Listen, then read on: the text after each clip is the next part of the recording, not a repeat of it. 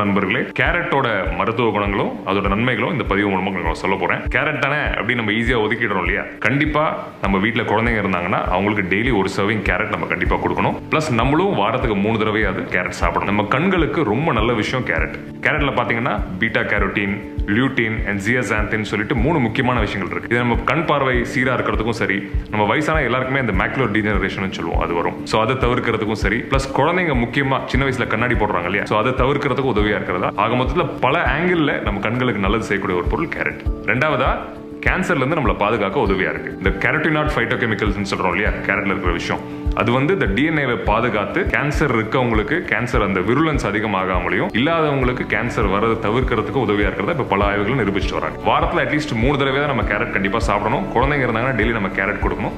இதை நம்ம பண்ணி நம்ம கேரட்டோட நன்மைகளை நம்ம பெறலாம் நண்பர்களே. நன்றி.